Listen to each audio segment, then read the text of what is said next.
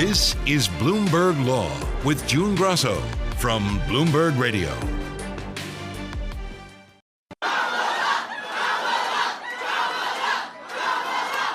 So it is because of Mrs. Wilson and so many teachers like her that I stand before you as Vice President of the United States of America. And that I am running to become President of the United States of America. It all happened rather quickly after President Joe Biden ended his re-election bid on Sunday. Vice President Kamala Harris sealed her status as the presumptive Democratic presidential nominee by Monday night, after getting more than enough pledged delegates to cinch the nomination. The vice president took over Biden's campaign, which was renamed Harris for President, and his campaign war chest of about $96 million. Just as quickly, Republicans started a multi-pronged effort to stymie Harris. On Tuesday, Donald Trump's presidential campaign filed a complaint with the Federal Election Commission, claiming that the transfer of Biden's money to Harris violates the law. And some Republicans, like House Speaker Mike Johnson, began raising the specter of lawsuits challenging Harris's place on the top of the ticket. We have 50 different systems in each of the states when it comes to presidential elections and choosing electors and all the rest. And in some of the states, there are impediments to just switching someone out like that. Remember that this claims to be the party of democracy, small d democracy, right? 14 million people went through the process and chose this nominee, Joe Biden. Now a handful of people have gotten together and decided he's no longer suitable. That's not how this system works. Or is it just that Johnson doesn't understand how the system works? Joining me is elections law expert Richard Brafalt, a professor at Columbia Law School. Rich, let's start where it always starts, the money. Does Harris have the right to take over the money raised by Biden's re-election campaign? So the money is sort of in three parts, and the only real issue is the money technically that went to the Biden-Harris campaign. So the money that goes to the Democratic Party, of course, she can use.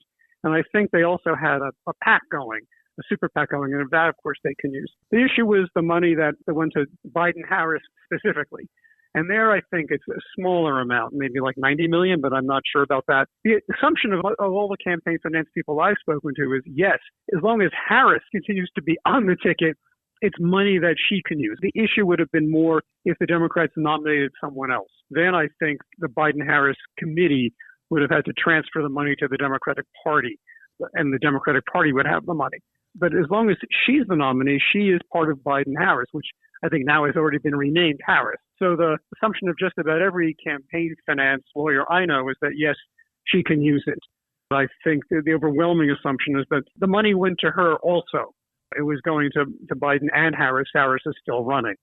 So I think that the vast majority of campaign finance lawyers and scholars believe that it's money she can use.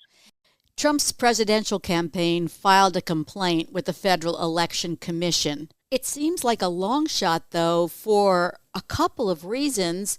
Harris has 60 days to respond, and the Federal Election Commission is known for moving at a glacial pace. So at the worst, it would just be a question of paying fines later. Not only does it take so long to move, but you would need to get 4 votes, and there are 3 Democrats who sit on the commission. And it's a 6-member commission of 3 Democrats and 3 Republicans. And on most major things, they tend to vote on party lines. So it just seems right. There's both the time it would take and the likely vote. And I think given the rules of the federal election law, I think it would be very hard for Republicans to sidestep the commission and go directly to court. Now, somebody might try that, but I do think it's kind of a lost cause. Given the court system today, you never know 100%. But I think, as I say, the overwhelming belief is that money she could use, and it would be very unlikely the Federal Election Commission would, certainly during the course of the campaign, but at any time, come and say it was an improper use. Speaker Mike Johnson says he expects there'll be litigation, saying there are 50 different systems and that in some states there are impediments to swapping candidates. Could there be lawsuits on the basis of the switch? It seems like a totally ridiculous argument. The party doesn't have a candidate. The party doesn't have a candidate until they make a nomination. Biden was never nominated. The Democratic Convention has not met. Even the so-called virtual roll call we're talking about hasn't happened. The Democratic Party gets to decide who the Democratic Party's nominee is, and they haven't made a choice yet. I don't think there'd be an issue even if it was after the nomination, because they still get to write their own rules. Just to make it clear, Biden was never the nominee. He was the presumptive nominee, but he was never the nominee. And so there's no challenge to make. There's no substitution. No ballots have been printed. And so it's totally blowing smoke.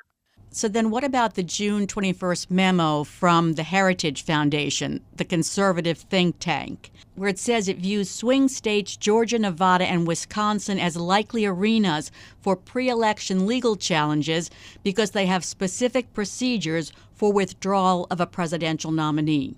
The only way there would be anything is if Biden had actually been nominated. But Biden wasn't nominated. It doesn't matter that Biden won primaries there, because many times a candidate who's won primaries in some states loses the nomination. So the fact that Harris didn't win the primary in any of the states is irrelevant. Many candidates who are the ultimate nominees lost some primaries. They still got to be on the ballots of the states where they lost the primary. So I think they might have some argument if he'd actually been nominated and she was being put in to replace him. But he was never nominated. Rich, do you see any other legal complications of her candidacy? No, I don't. I mean, I think, again, there's a potential challenge on the money when it goes from Biden-Harris to Harris, somebody else. But I do think it's still Harris. I think that challenge is pretty weak. There's absolutely no challenge on her being on the ballot because, say one more time, Biden was never the nominee. So there's no issue about changing nominees. He hadn't been nominated yet. And, it was not likely that he would have been defeated at the convention, but there have been contested conventions. I mean, maybe the last truly contested one was in 1976 when Ronald Reagan was trying to unseat Gerald Ford. He came close. And if he had done that, he would have been the nominee. And the fact that Ford was the incumbent president and had won a bunch of states and primaries would have been irrelevant. So do you have any idea what Mike Johnson is talking about then? I have no idea what he's talking about. I mean, some of the noise he's making is that it's undemocratic, small d democratic. But the parties get to write their own rules about who the nominees are. Supreme Court has said that, going back to contested conventions in the 1970s. The parties are private organizations. They get to write their own rules and to choose their own nominees. And it looks like they're going to choose to nominate Harris. If they do nominate Harris, she's the nominee. She's the one who gets on the ballot. And if for some reason they choose to nominate somebody else because something else happens in the next 3 weeks, that person would be the nominee. And what do you think about Johnson's argument that this violates democratic principles, that voters chose Biden in the primaries, and now they're getting Harris? There's a reason it's unprecedented. You don't just, steamroll the rules and the process because you decide that your candidate is no longer suitable. I mean, I think for one thing, Biden was always running with Harris as his teammate. So to some extent, they're still getting one of their choices. But I think in the end, remember, the winner of the primary in any one state is not guaranteed, or in many states. I mean, going back to 1968, Hubert Humphrey didn't run in any primaries, and he was the nominee. Eugene McCarthy won more primaries than Hubert Humphrey, but Hubert Humphrey was the nominee. Everyone agrees on one thing. This is unprecedented. But is there anything in presidential history that would be analogous? It's hard to make an analogy where there was somebody who was so clearly the presumptive nominee and then who pulls out at the last minute.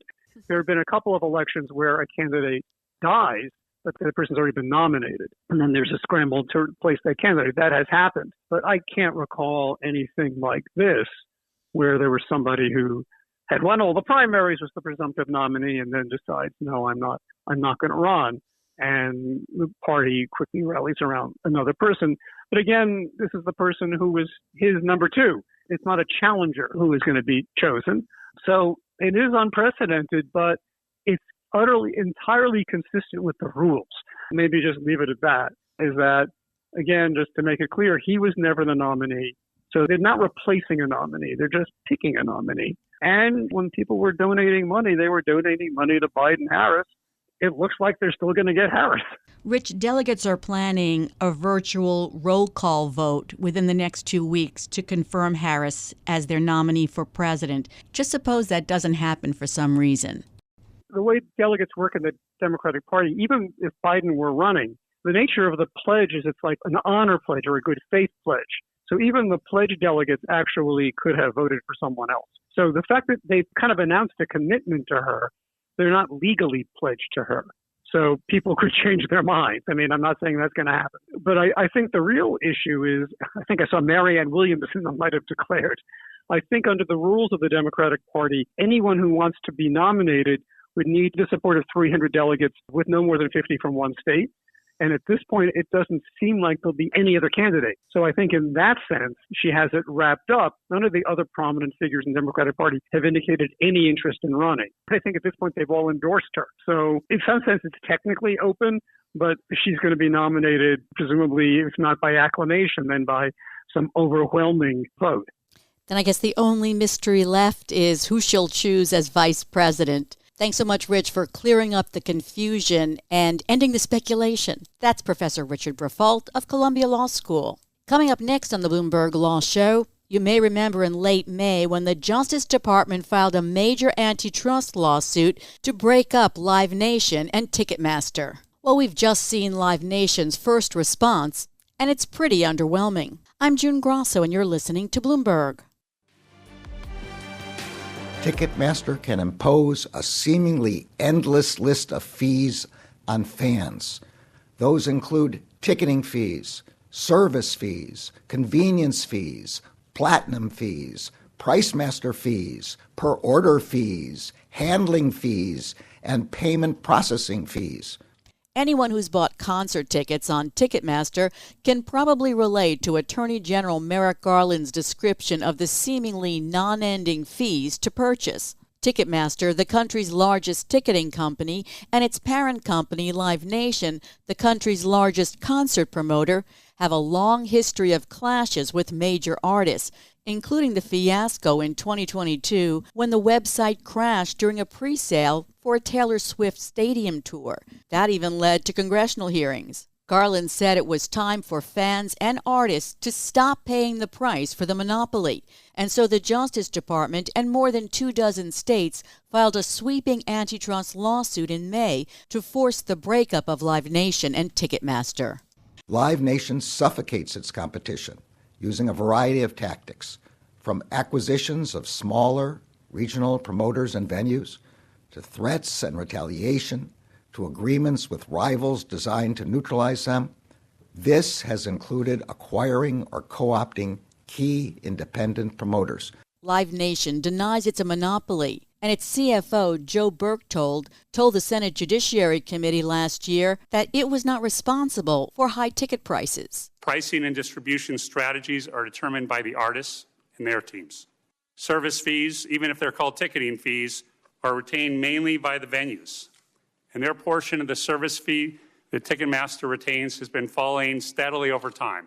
But Live Nation's first official response to the lawsuit in a letter to the trial judge is really underwhelming, according to antitrust experts. And one of those experts joins me now, Harry First, a professor at NYU Law School. Harry, start by telling us about the Justice Department's antitrust case.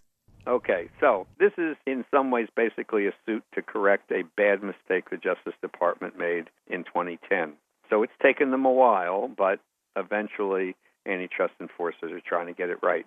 So what happened was in 2009, Ticketmaster and Live Nation decided to merge. And the Justice Department looked at it. Ticketmaster, of course, sells ticketing services to major venues around the country, what's now called primary ticketing services. The secondary markets weren't so developed then, reselling. And Live Nation was the biggest promoter at the time and had sort of entered the ticketing market. But basically this was what's referred to as a vertical merger, not really competitors or not much competitors yet. But at the time, the Justice Department understood what was going on. So Live Nation, which was a big promoter and booker of venues, wanted to put its shows into venues that would use Ticketmaster ticketing. So the venues knew that if they wanted to get, a really good show, the best way to do it was to use Ticketmaster because they really needed Live Nation's talent. So Live Nation, as a promoter of major tours, thought that this tie-up would sort of help both businesses, as did Ticketmaster. It would give Ticketmaster an edge over competitors in the ticketing business, and it would increase Live Nation's revenues because now they own the ticketing company. So control the talent, control entry or choice of the venues, and you control ticketing. So at the time, the Justice Department knew this. There was testimony about this. And also, Ticketmaster had, in major venues, a major share of the market, maybe 70 or so percent. So they had a dominant or monopoly position at the time. But instead of saying you can't merge, they said, hey, go ahead and merge. We've got some conditions for you. First, help a company that's trying to get into the ticketing business get into it through some software. Okay, that was one idea. The second thing is we'll tell Live Nation that they can't condition their talent, with venues on using Ticketmaster. They can't make that a condition, and they can't retaliate against the venue if that venue subsequently decides to use a ticketing company. So no conditioning, no retaliation. Fine, we think this is wonderful. Parties merge. The new entrant, turns out, never does well. And almost from the beginning, they violate the decree. And in fact, they don't have to actually violate it because every promoter, every venue owner knows what the deal is.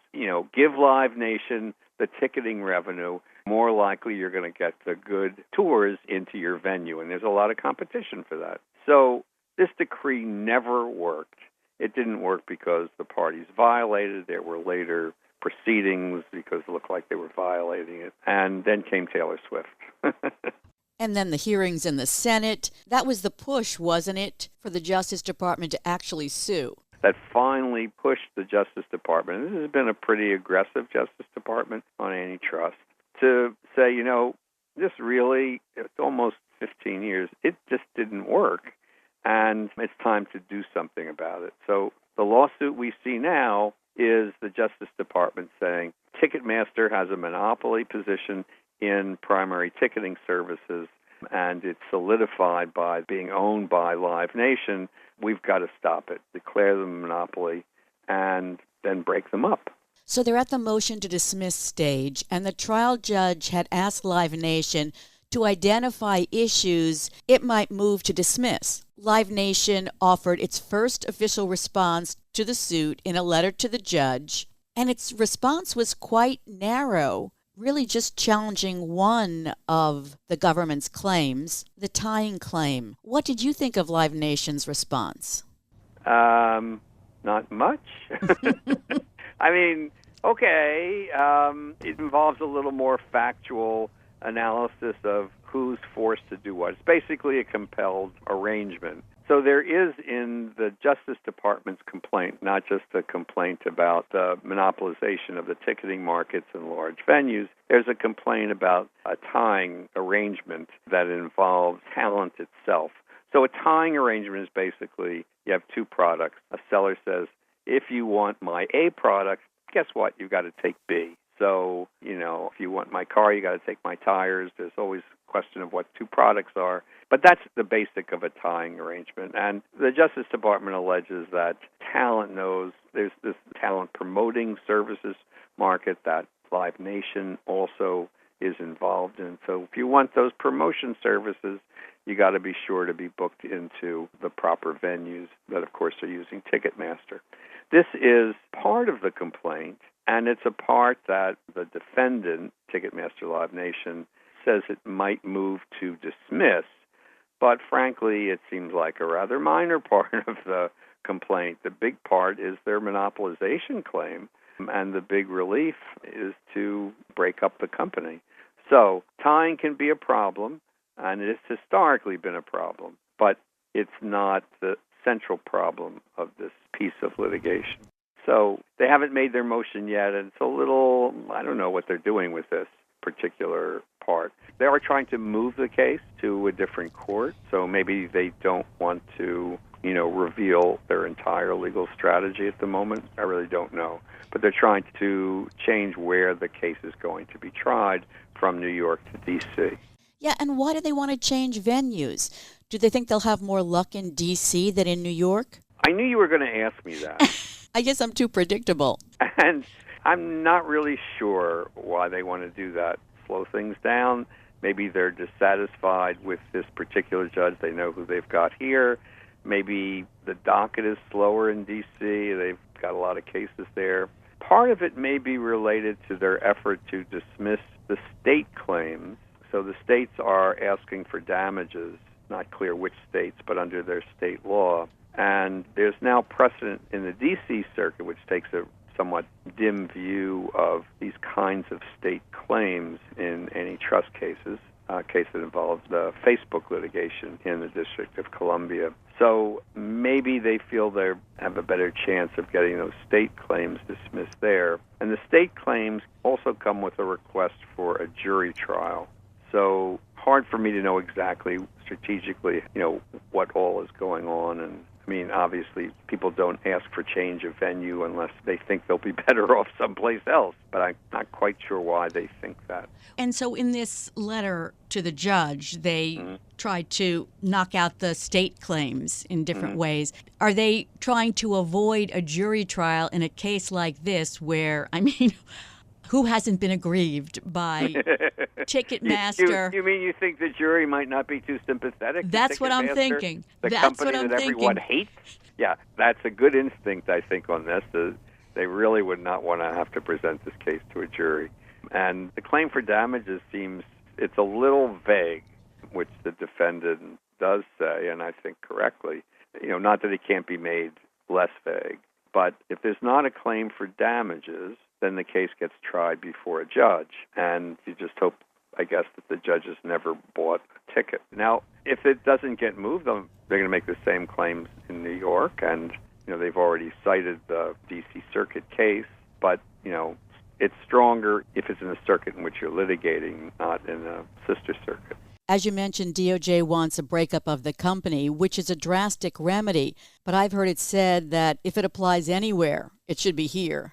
Yeah, I mean, in many ways, this is, I don't know for sure because you don't know the inner workings of how integrated the firms are, but this should be a case where it's relatively easy, relatively being the key word, to break the company up because they do operate as, at least public-facing, as two separate companies. They do two separate things. They're in separate markets that are linked, but they used to operate separately before and presumably could operate separately again.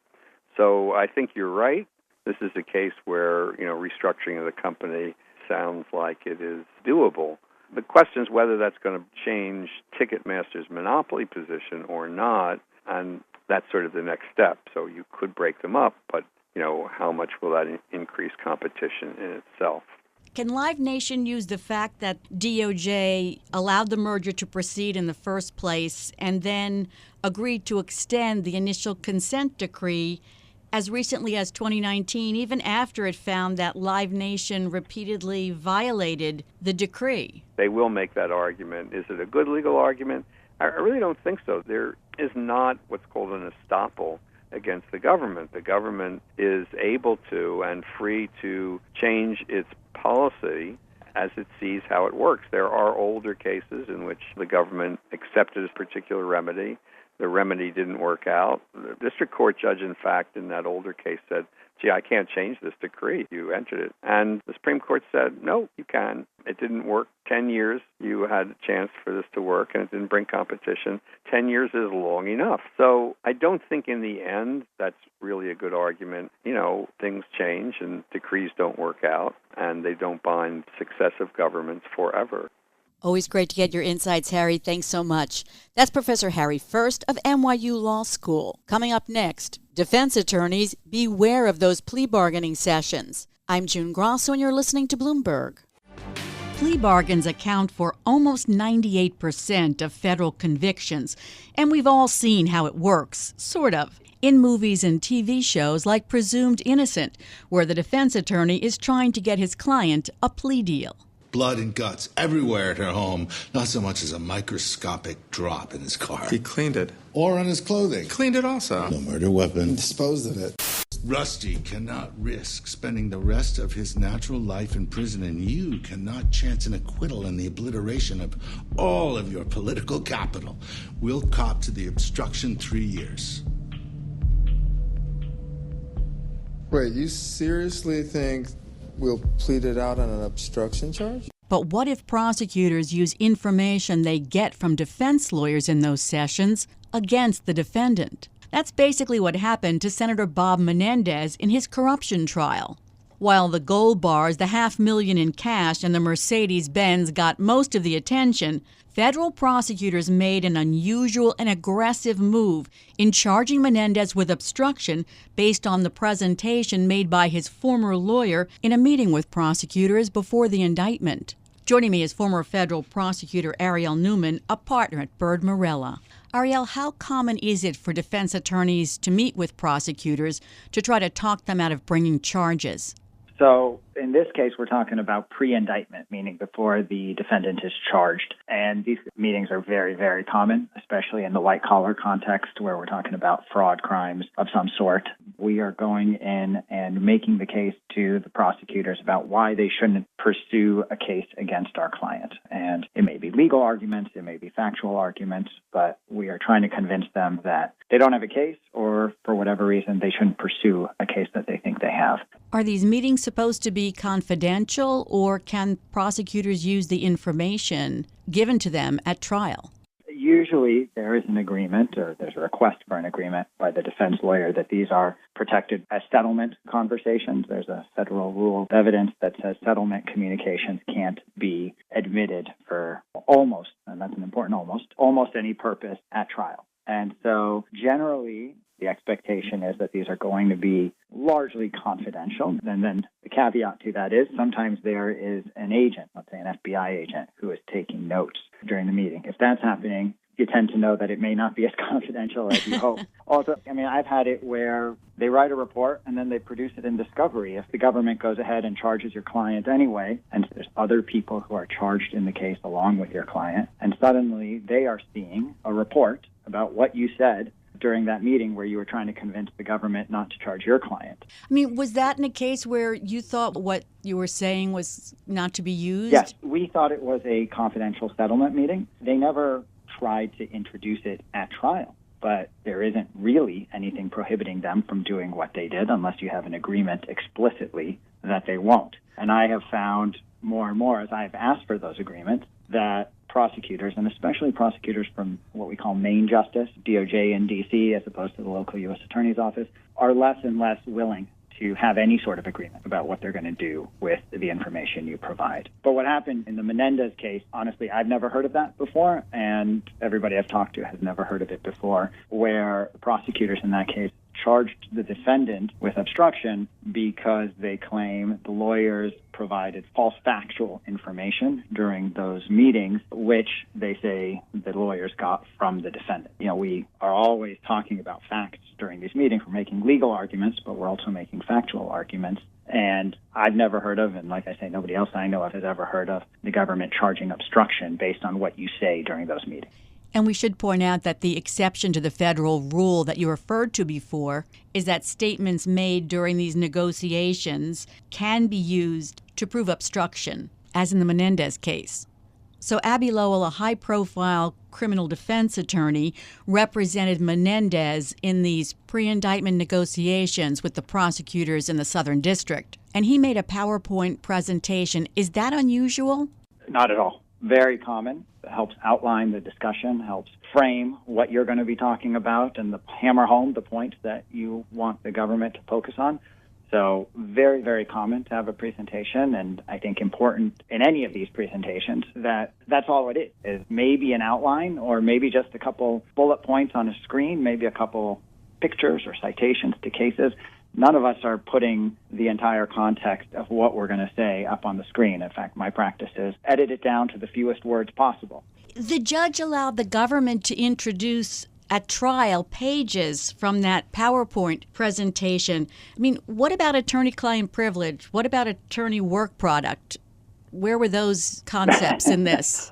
So attorney-client privilege, once you share with the government, let's say, what your client said, then it's free game, right? You've sort of waived, at least as to those statements, arguably the privilege. Depends how you say it, right? My client told me X. Oh, that's pretty much a waiver. But the attorney work product is a different question. And generally, my view is that we shouldn't be giving the government our work product, defense lawyers. We shouldn't be giving them our PowerPoints because they can, as it appears they did here, take it out of context. Right here, I think they put in 4 pages from what was obviously a longer PowerPoint into evidence. And the defense, as I understand it, was really stymied in their effort to get in any of the context around that. And it's that context where the caveats are given, where the lawyers are making sure that it's understood that, this may not be exactly what the client said. Maybe this is what our investigation has shown or something else. But without that context, it becomes very difficult to get the full picture of what was actually said during that meeting. In light of this, you have written for Bloomberg Law some advice for defense lawyers in these situations. First, whether to even have the meeting. I mean, how often are defense lawyers successful in getting prosecutors not to charge their client? Is it worth even having one of these meetings? I've done it, and I know people who have had success. It depends where the government is in the process and how good your facts and your arguments are. It is certainly, in many cases, worth making the presentations. First of all, often in advance of that, you have discussions with the government where you can learn more about their case, and it gives you a chance to find out sometimes where the holes are in your arguments as well, right? If I come in and I make some argument, the government says, oh, that's all well and good, but what about XYZ? And for whatever reason, I didn't know about XYZ. Well, now we're more informed going into the next decisions about what we're going to do. The big downside to making these presentations is that you're showing your cards to some extent. You're going in and you're making your pitch to the government. You're arguing your facts. You're arguing your evidence. And the sort of conventional wisdom is that allows the government to shore up their case as well. They find out where their potential holes are and where the weaknesses in their case are. And so it's certainly a balancing decision in every situation of whether you do this meeting. But in many cases, it's worthwhile. And in many cases, the client is really pushing because they're facing the prospect of federal felony charges, and this may be the best shot they have to avoid them, or at least they think that. And that's one of the things I talk about is how to resist that pressure or whether to resist that pressure. It's not always so easy when the guy paying the bills is telling you, do something to stop this, please. Are there any magic words that you should say at the beginning or you should have put in writing so that you avoid a Menendez situation? Well, there are no magic words, and so you just have to be careful and clear as you approach this. One of the main things is I do think it's worth getting an agreement that these are settlement communications, and that at least gives some protection to how anything that comes out of the meeting might be used in the future.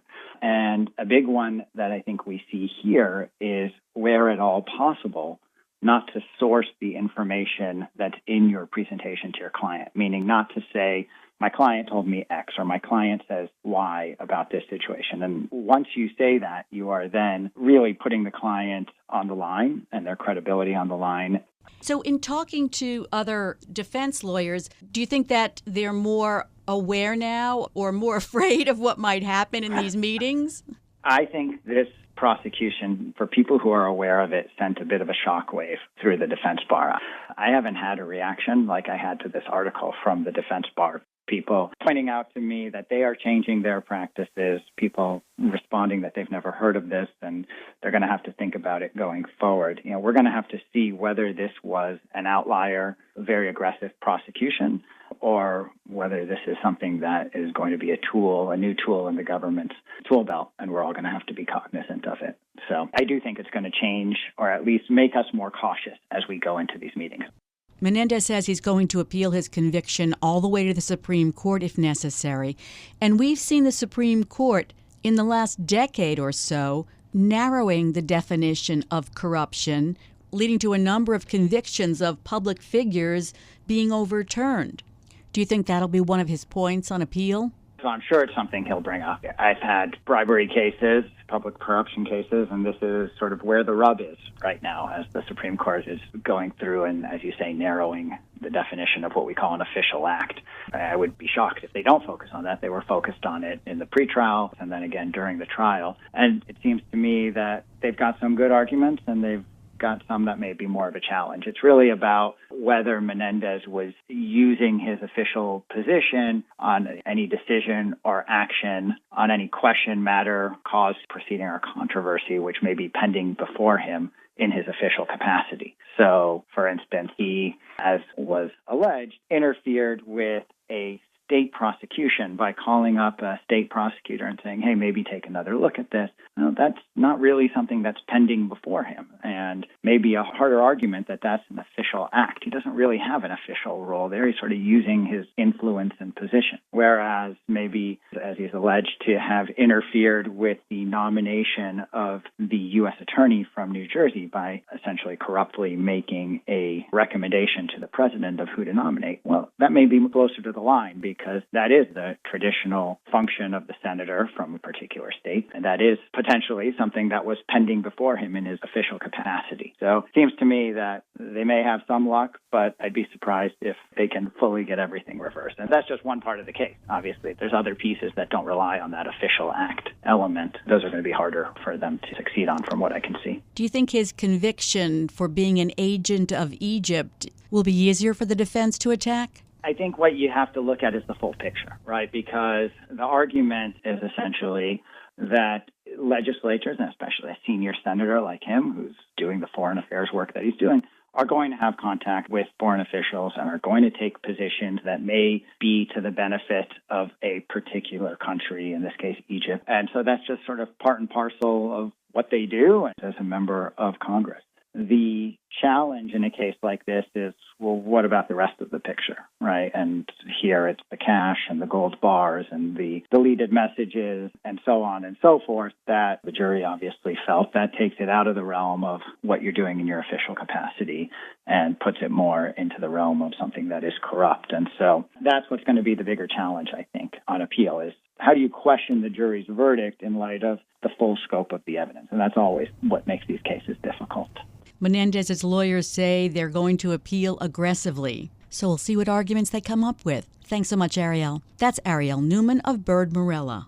And that's it for this edition of the Bloomberg Law Podcast. Remember, you can always get the latest legal news by subscribing and listening to the show on Apple Podcasts, Spotify, and at Bloomberg.com/podcast/law. I'm June Grasso, and this is Bloomberg.